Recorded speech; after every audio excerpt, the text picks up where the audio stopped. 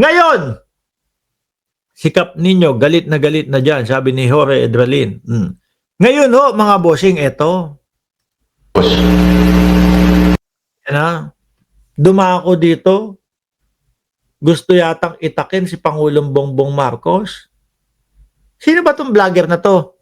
Ngayon ko lang ho nakita eh. Or posible na ako laging nanonood do sa mga kapwa ko, mga vlogger na sumusuporta kay Pangulong Bongbong Marcos sa YouTube. Pero yung mga nandoon sa Facebook, hindi ko ho nakikita. Eto, saan ho ba ito, mga kababayan?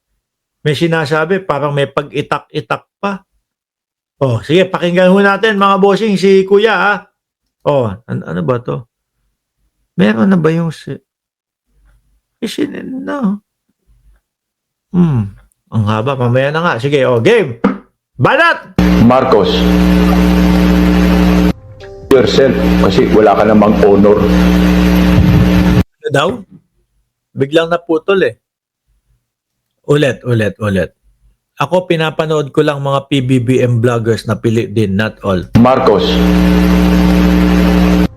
yourself kasi wala ka namang honor. Wala daw honor si Pangulong Bongbong Marcos. Okay, tuloy mo.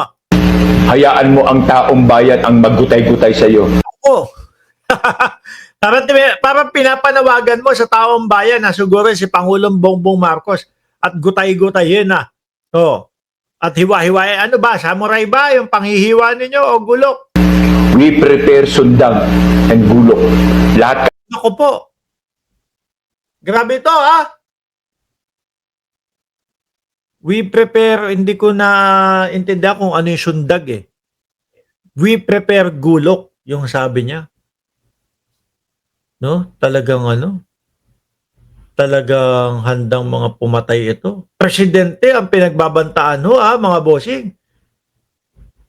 Bigla ko hong naalala yung interview natin kay Mami Pebolso. Na sabi niya, hindi lang daw po si Pangulong Bongbong Marcos ang punterya.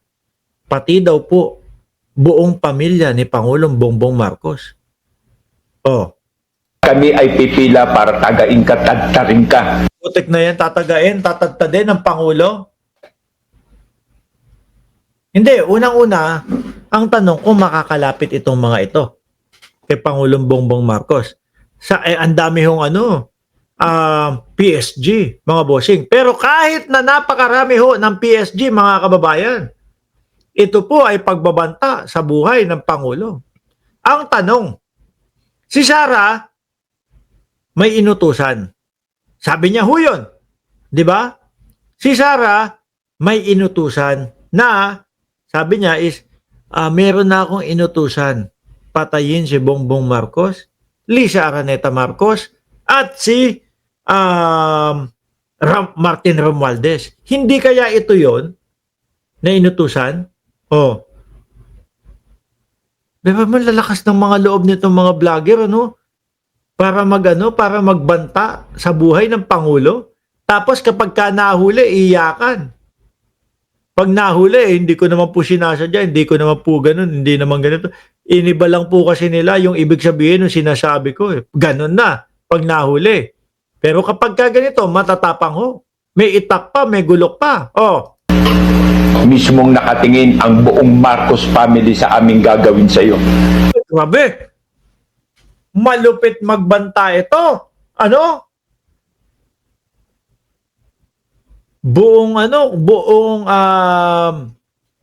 Buong pamilya ni Pangulong Bongbong Marcos nakatingin daw. Kumbaga pagkakaintindi ko habang nilalatayan ka namin, habang tinatadtad ka namin, pinapanood kami ng pamilya. Grabe! Sana all baliw. Sana all baliw, Oh, tuloy. You will be in bolo, not in a rifle. Sabi ng mga DDS, nakita mo. Oh, tama daw sabi ng mga DDS. Talagang mga war trick yung mga DDS, Magkano ba usapan ang tapang ewan ko. Siguro saltek lang usapan, okay na. Nagagamitin sa iba pang mga magnanakaw. Gulok. Putik ko talaga, gulok daw. Itak. itak ang gagamitin daw kay Pangulong Bongbong Marcos. Tapang, no? Calling PNP chief, tama ba? Acting PNP chief, General Nartates, calling doon sa mga dapat na humarap dito, humuli dito, baka isa rin siya sa nabayaran.